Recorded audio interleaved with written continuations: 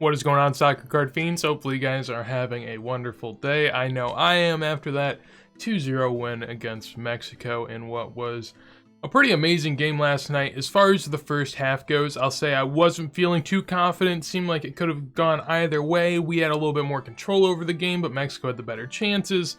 And then we come out in the second half, and like we've done throughout a lot of qualifying, we just kind of absolutely tore through Mexico, and it was impressive. So I want to go ahead and get into my stock up and stock down from this game, which I feel like is a very important one in the story of this World Cup qualifying cycle. And I think we learned a lot from it. It's one of the side effects of having people like Serginho Dest out. Pulisic was out for the beginning of the game, also having Reina not here for this camp.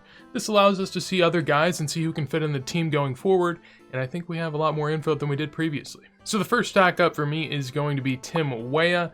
I feel like he's pretty much unanimously people's favorite player from the match. He didn't score a goal, but he was basically the person that was jump-starting every single attack that we had. And honestly, pretty impressed by Greg Berhalter that even put him into the lineup. I'll talk more about that later in regards to Greg, but I'm glad that he did. We got to see more Weah, and he looked really good in his last game coming on after Areola got injured and actually being started in the last game of the last window, and really kind of showing out, and he earned his spot going into this game. Now, once you kind of earn that starting spot, you got to go ahead and cement yourself there, and he did just that. Going forward, so dangerous on the ball, so technical, so electric, and really good with his pressure. Like, that's what Greg Berhalter wanted out of Paul Areola, and he would always just gush over how, defenses didn't know what to do. You'd wear him down over a game, and then you throw on a substitute who's then going to actually be the offense. And so Greg was essentially just stating, like, Paul Areola, not a great attacker, but man, he wears him down and he plays good defense. But Weah can do all of that, so I'm glad that we can finally see it. He was hounding him the whole game. Him and Brendan Aronson, just immense pressure with both of those guys. And they won't both start come World Cup time, because obviously you have Pulisic, assuming he's healthy, but they're both great players to have. Essentially, having one of them as depth is just a luxury. Really, the one that wasn't afraid to try stuff, he was getting off as many shots as he could, throwing in endless crosses. Some of it didn't come off, but at the end of the day, you'd rather have that than not. Especially when Pepe was kind of quiet, and offensively, Aronson wasn't doing a ton. Moving back to the defense, I did talk about earlier how in the first half, we did give up some, kind of dicey shots on goal and just possessions in general. And Walker Zimmerman was amazing at just diffusing a lot of the counterattacks that Mexico had, because we were playing a really high press. We were doing good, but of course, whenever they break through it, then you have a lot of numbers forward, and it's going to be hard for you to be able to actually break down what Mexico's coming on with. And usually in their transition, Walker Zimmerman was able to diffuse it pretty easily. And honestly, I was very content with that, very happy with that. I know a lot of people want Chris Richards, but he's just not that experienced. Obviously, his ceiling is going to be higher, so going forward, will Zimmerman be the guy? I'm not sure. People have been clamoring for John Brooks to also be in this camp, and it looks like he might be, because Miles Robinson did get a red card, and so he can't play in the next game, and Berhalter did confirm that he's going to be calling in a couple guys to replace some of the injured or red-carded players, so keep an eye out for that. Greg trusts Walker Zimmerman, so I wouldn't be surprised to see him more going into the other windows, and maybe even World Cup 2022, and personally from what I've seen so far, it's not anything that I would be adamantly against for any reason. Next up is Zack Steffen. I thought he had a really good game. Was challenged a few times, like I mentioned before. Lozano got a really good shot on goal in transition effort. He also had a good curler earlier in the game, and so overall Zack Steffen was tested a little bit, and a lot of people were very nervy going into it with him getting the start against Mexico. Mexico's known to just kind of pepper shots that test the goalkeeper. They may not be the best shots, but they'll at least put you to work, and people are pretty nervy with Steffen. I feel the same way. There are times where I just don't have the confidence in him that I do with Matt Turner, but obviously, to counter that, Zack Steffen a lot better with his feet, and you can actually play the way we did against Mexico and dominate the second half with Steffen as the goalkeeper. I'm not sure if that's the case with Matt Turner, because then if Mexico throws the pressure on and really starts to put the pressure on Matt Turner, we kind of just crumble. If you've seen that throughout the World Cup qualifying window, he's just not great. So personally, I'm a big fan of having Steffen as our goalkeeper, because ultimately, if you have Matt Turner as a goalkeeper, you're accepting that you don't care about your offense enough to have someone that's good with their feet, and you care more about stopping the goals that will be peppered onto your post. And so essentially you're just accepting defeat by playing Matt Turner. And sometimes if we're playing really high quality opposition, I could see that, but against Mexico I don't think we should ever accept that we are going to be defeated or have endless shots peppered on our goal. So personally, I'm a fan. And then finally, I'll say some nice words about him. Usually he's in the stock down, but this time stock up. Greg Berhalter. I guess once you beat Mexico 3 times, you'll win 2 trophies in the year.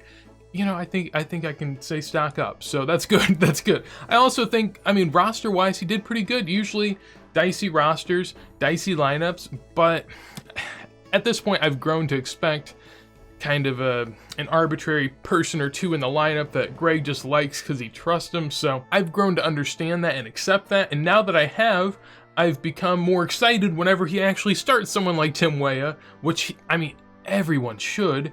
Anyone with a working noggin should be able to put that together, but it takes him a little bit. He has his people that he trusts, and so he's gotta slowly sort of transform, and he's done that, and I appreciate that from Greg. Going forward, honestly, I don't know how much I'm going to complain. I guess it depends on where we're at in the World Cup qualifying cycle. We're looking really good at the moment, but we're only 3-4 points out of 4th place, so it's not anything where we're just miles ahead. We are in first in the overall table, but it's very liable to change, and hopefully we can continue forward with a good result against Jamaica. Berhalter used the MMA midfield of Musa, McKennie, and Adams, and I commend him for that. He's finally stopped playing Leggett and Acosta, and so I couldn't be happier.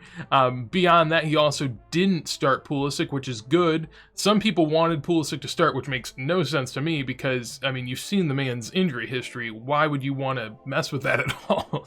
So I'm glad that he was able to eke out the result, still get Pulisic on, manage his minutes, and for the most part, start a pretty good lineup. So I can't complain. Honestly, Greg, stock up. You did a great job. I'll savor these moments. As far as stock down, I don't really think that there were too many, but there were a couple that stood out to me. The first one is DeAndre Yedlin. Just had a couple absolutely horrid passes that just left you scratching your head. One that could have easily turned into a goal for Mexico early in the first half, which could have totally changed the outcome of this game. And then another one in the second half that was very similar. Walker Zimmerman ended up sniffing it out and actually, having it amount to nothing. But at the end of the day, Yedlin was basically giving away free goals to anyone that wanted it. And that was pretty terrifying. It is what it is with him. I don't think he's going to be around for too much longer. I mean, Dest, in theory, should have that position unlocked, so we don't even need Yedlin, really. And Joe Scally, he was in this camp. He didn't even dress for this game, so he's not really seen as a starter yet, but over time, I feel like that progression will happen, and so eventually Yedlin won't be someone we have to rely on, but for now he is, and I am scared. So, stock down for him. And then beyond that, I'm going to do stock down for Ricardo Perez. Obviously, he scored the goals for us. He's a striker that scored goals finally, and that's what we were looking for, and so I do commend him for that. But going into games where, he isn't on the score sheet, what kind of impact does he have on the game? My argument always was that Sargent, while he doesn't score, he has an immense impact on the game. Berhalter loves pressing, and Sargent's the best pressing striker we have, the best defensive striker we have, the best in hold-up play that we have, and so he gives you everything other than that final finish that you're looking for. And of course, that's great. We want that. I think Sargent couldn't get to that over time, but Pepe has those goals now. People want goals, and so he's put in. And if he isn't delivering, what else does he give us? Wasn't much in this game, honestly. Whenever he was trying to bring down a ball and lay it off to a teammate, always just very, very tough with the touches, very high bouncing balls, just going almost anywhere. He'd be lucky to even get it to a teammate, it seemed like. And with the ball at his feet, just not in a space where he could really perform to his best. And whenever balls were going into the box, he didn't really seem to be on the end of it. And when he did, it just wasn't really that great in general. So overall, a tough game for him, I would say. And going forward, it will be something to monitor. Everyone just kind of penciled him in as the striker that we can't see our team without, which doesn't make much sense to me because honestly 3 to 4 months ago everyone was freaking out about Daryl DK. I guess it's closer to 4 to 5 months ago, but literally during the summer Daryl DK scoring goals endlessly for Orlando City, also Barnsley, and everyone's freaking out thinking he's the next big thing. His cards were just booming, and now all that hype's gone to Ricardo Pepi. But keep in mind, these are strikers that are very young, they go through rough patches, they might not be scoring for the USMNT, and striker is one of those positions where, as you can tell with Pepi, it's based on form. If you're playing good for club, they'll throw you in. If you end up doing good for a couple games, you lock down the role for now, and that's important for now. You have to be careful with Pepi. As much as I think he has potential, I just don't know if it warrants these prices that we see, because you never know. At the end of the day, for me, I'll say I own no Ricardo Pepi, which allows me, I guess, the luxury to be a little bit more harsh.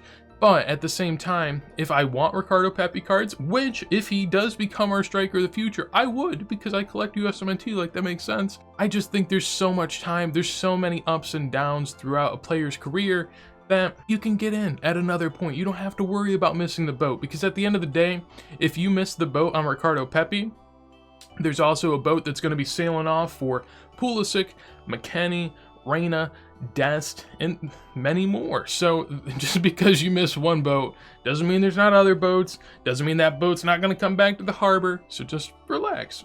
I think Pepi played pretty well, but compared to what people expect out of him, I don't think it was there.